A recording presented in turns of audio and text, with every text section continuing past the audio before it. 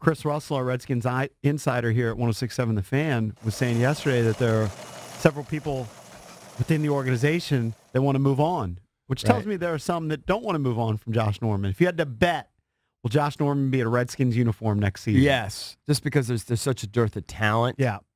I'm going to try to see what is his cap number. His cap number for this year is, I think it's at least 11 or 12 million, maybe higher. 13.3. That's what I see. I think he's got a roster bonus of 500. If they got rid of him, he would carry a dead cap number of just $3 million in 2019 and a dead cap number of an additional $3 million in 2020. Right. He's owed $11 million in base salary this coming season. You can read the article at thefandc.com kind of about it, but according to Russell, several members of the front office and coaching staff are aligned on the Norman issue. Redskins owner Dan Snyder, however, feels that Norman's star power and sizzle adds to his value. So Snyder this is where Snyder is like he's out over his skis, and I get it. You want some sizzle and some star power, but not if it's at the, not if it hurts your team. You know what I mean? That's where he has to back off. If you could find cheaper, better players that fit your scheme better, you can't just keep a guy and keep trotting him out there as your starter and one of your marquee guys just because he's got sizzle. Our guy Russell said Norman's superstar act is growing old, very old. He's a weirdo. It seems that front office and coaching staff ready to move on. He's in the fourth year of a 5-year, $75 million contract. If they released him, you find somebody cheaper, younger, maybe not as good, but it's not like Norman has been tearing it up on the field. No. Listen, I'll say this for him. He's a little more willing to tackle than I had originally thought, a little bit more physical maybe than I had thought. But at the end of the day, he hasn't played at an elite level by any stretch. I think they just need him. I think there's a dearth of talent on the roster. They just, why not restructure? But like you said, there's got to be someone out there that's younger and cheaper that's just as good. Probably. If you can find it's not like he's an elite corner now. He's not, but he's still decent. Yeah, he's very good. But the larger issue is it appears, as you said, Snyder's over his skis, that he's still... Yeah. He should just be a rubber stamp. Yes. That's really what an owner should be. Your owner can't say, I want to keep this guy coaches, because he's star power. That's why the Redskins have been dysfunctional for 20 years. That's just the worst. Why is he so enamored with stars?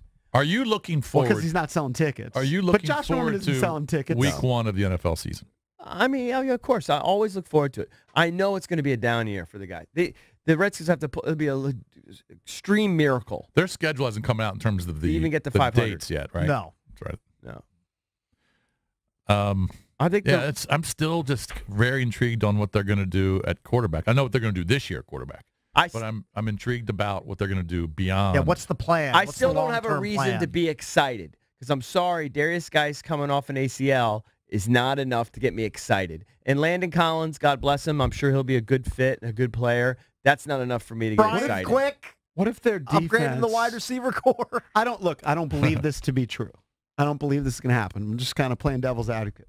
But what if their defense, with all of these Alabama guys, ends up being an imposing defense a la the Chicago Bears? It's not going to happen this year. I don't think they can be that. I don't think they'll take that leap. Like maybe the a couple Bears, years. okay, Trubisky did improve, but the Bears were carried by their defense. True. Maybe they put that together with Allen, Payne, Reuben Foster, that maybe doesn't get suspended. Do the Redskins have a player like Khalil Mack, and maybe who's a transformational type of player? No, they definitely don't. No. But Kerrigan puts up consistent numbers. Plus, they have an offense that's going to keep the defense out on the field a ton, I would guess. But what if they make teams one-dimensional? This is a big what if. Yeah. But Collins is a big run stuffer. Everybody's saying, he can't cover. Well, let's assume that to be true.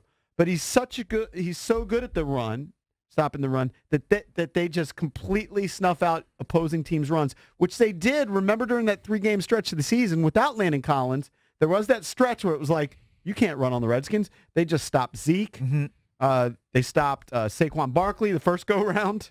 Yep. And I forget who the third running back was, but there were 3 really good running backs that they just stuffed week in, week out.